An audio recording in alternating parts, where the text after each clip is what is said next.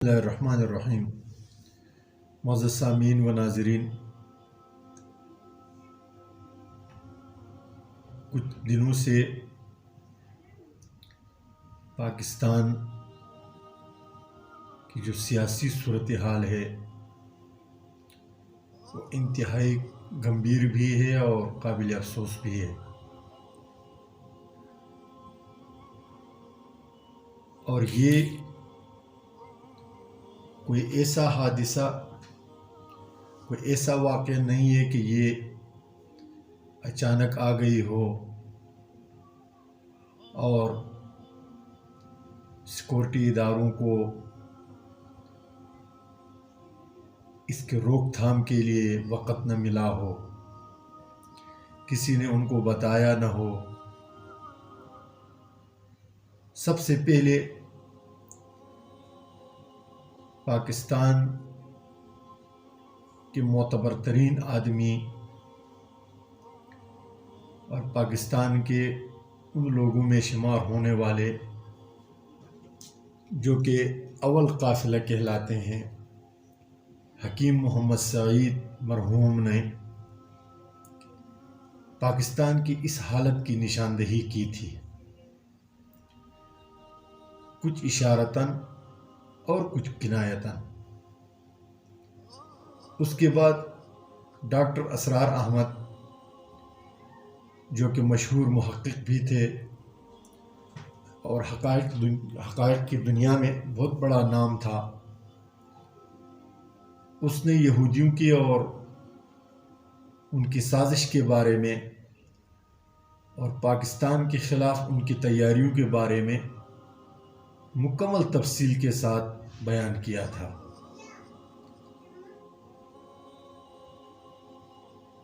لیکن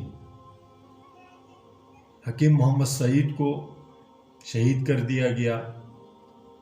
ڈاکٹر اسرار احمد کے جو بیانات تھے، جو پیشن گویاں تھی، جو حقائق تھی، ان کو پس پش ڈال دیا گیا، نظر انداز کیا گیا۔ اس کے بعد جب یہ منظر عام پر آیا، حکیم محمد سعید کے پیشن گویوں کے مطابق اور ڈاکٹر اسرار احمد کے پیشن گویوں کے مطابق، جب پوری دنیا کی اسٹیبلشمنٹ نے پاکستان کی اسٹیبلشمنٹ کو استعمال کرتے ہوئے جب اس بندے کو ابھارا، اٹھایا، تو اس وقت پاکستان میں وہ دانا حلقے جو واقعی پاکستان کا درد رکھتے ہیں، پاکستان کے لیے وہ قربانیاں دیتے ہیں، ان لوگوں نے موقع بموقع جلسوں میں، انٹرویوز میں، اخبارات میں پاکستان کو اس فتنے سے آگاہ کیا۔ لیکن جو سیاسی طاقتور پارٹیاں تھیں، انہوں نے اس بات کو سیاسی مصلحت سمجھ کر، ملکی مصلحت سمجھ کر، یا سیاسی دباؤ میں آ کر، یا اسٹیبلشمنٹ کے دباؤ میں آ کر اس بات کو نظر انداز کیا، اس کو ابھرنے دیا گیا، اس کو پمپنے دیا گیا۔ لیکن جو دانا اور سمجھدار حلقے تھے وہ اسی طرح آواز بلند کرتے رہے، اور نتیجہ یہ نکلا کہ یہی فتنہ پاکستان کے حکمران بھی بنے، 3 سال تک پاکستان کے حکمران رہے۔ 3 سالوں میں اس نے پاکستان کی خیرخواہی میں تو کوئی کام نہیں کیا، البتہ پاکستان کو جن جن جہتوں سے اور جن جن زاویوں سے کمزور کرنا مقصود تھا، اس نے کیا۔ اور یہ میں اپنے 1-2 اور ویڈیوز میں اس بات کا اظہار کر چکا کہ پاکستان کی جو سالمیت اور بقا کے ضامن جن لوگوں کو کہا جاتا ہے،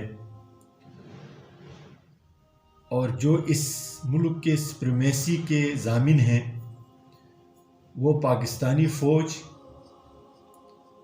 اور علماء کرام ہیں۔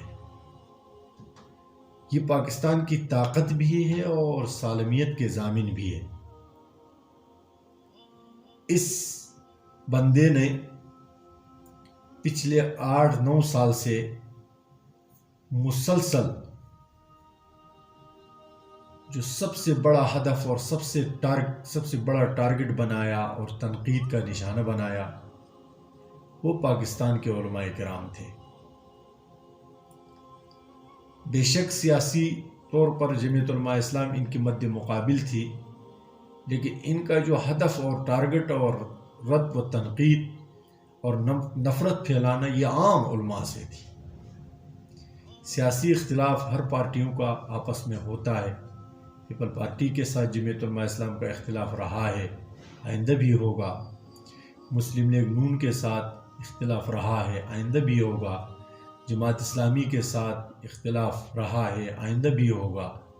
لیکن اس کا جو اختلاف تھا تمام پارٹیوں کے ساتھ، یہ اختلاف نہیں تھا، یہ فتنہ انگیزی تھی، حسد اور بغض کی فیکٹری لگانی تھی جو پاکستانی عوام میں لگا دی گئی۔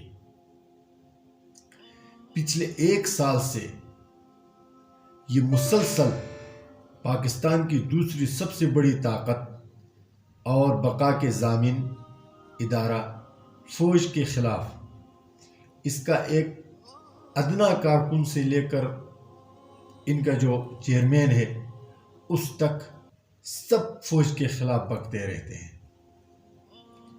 اور ہر قسم کے پوسٹ، ہر قسم کے انٹرویوز، ہر قسم یعنی کسی بات سے بھی دریغ نہیں کرتے۔ نتیجہ یہ ہوا کہ یہ صورتحال سامنے آئی۔ اب اگر کوئی ادارہ کہتا ہے کہ ہمیں پتہ نہیں تھا کہ یہ اتنا بڑا فتنہ تھا، وہ غلط کہتا ہے۔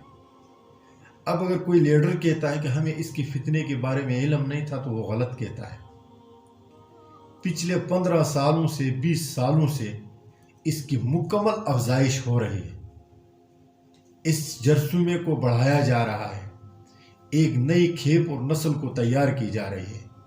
اداروں کو پتہ ہی نہیں کہ ملک میں کیا ہو رہا ہے۔ آج جا کر جب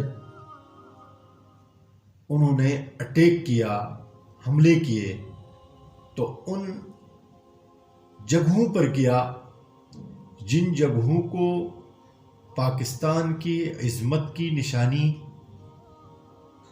پاکستان کی بقا کی ضمانت اور پاکستان کے سر کے تاج سمجھا جاتا ہے۔ فوجی شہداء، فوجی جو رہائش گاہیں ہیں، ملکی تنصیبات ہیں، دفاعی تنصیبات ہیں، ان جگہوں پر ایمبولسز جو قوم کے حیات اور زندگی کے ضامن ہوتے ہیں، ان پر حملے کیے۔ اب اگر کوئی ادارہ پھر بھی کہتا ہے کہ ہمیں پتہ نہیں تھا کہ اتنا بڑا فتنہ تھا، اس کے اندر اتنے سارے دہشت گرد چھپے ہوئے تھے، اور یہ پاکستان کو توڑنے کی، 3 حصے بکھرے کرنے کی جو بات 3 سال پہلے ہم بتا رہے تھے، اس کا ہمیں علم نہیں تھا۔ بالکل علم تھا۔ یہ ہماری چشم پوشی، ہماری غفلت، ہمارے اداروں کی غفلت اور ہمارے سیاستدانوں کی غفلت ہے جو ان کو آج اس نہج پر پہنچا چکی ہے۔ یہاں میں اپنے جو ادارے ہیں ان کو خراج تحسین بھی پیش کرتا ہوں کہ انہوں نے اس ملک کو بہت بڑی خانہ جنگی اور بہت بڑے فساد سے بچایا۔ اگر ادارے اسی وقت حرکت میں آ جاتے تو یہ جو ہر علاقے سے چند قسم کے جو دہشت گرد نکلے ہوئے تھے، ان کو ٹھکانے بھی لگا سکتے تھے، لیکن ان کے سر پر دوسری قوم اٹھ جاتی، فساد پھیل جاتا، ملک انارکی اور انتشار کا شکار ہو جاتا۔ انہوں نے سب کچھ برداشت کیا، اچھا کیا، لیکن اب وقت ہے کہ وہ بلوں میں چھپے ہوئے فسادی جو پاکستان کے جڑوں کو کھوکھلا کرنا چاہتے ہیں، جو ہمارے دفاع کے ضامن اداروں کو مورد الزام ٹھہرا رہے ہیں اور ہر قسم کی بات ان کے پیچھے کرتے ہیں، ان کو بلوں سے نکالیں اور ان کو دہشت گردی کے انسداد دہشت گردی کی عدالتوں میں ان پر کیس ٹرائل چلائیں اور پھانسیوں پہ لٹکا دیں۔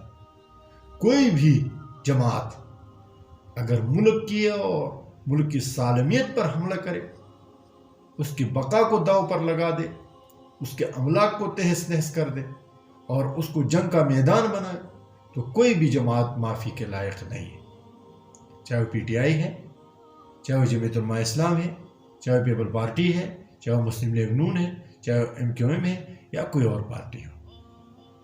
اپنے ذاتی مفاد کے لیے، اپنے شخصی عظمت کی بڑھوتری کے لیے پورے ملک کو 22 کروڑ عوام کو داؤ پر لگا دے۔ یہ ملک اس لیے ہم نے آزاد نہیں کیا، ہم نے اس ملک کو کسی ایک کے لیے قربان گاہ نہیں بنایا۔ اللہ تعالی ہمیں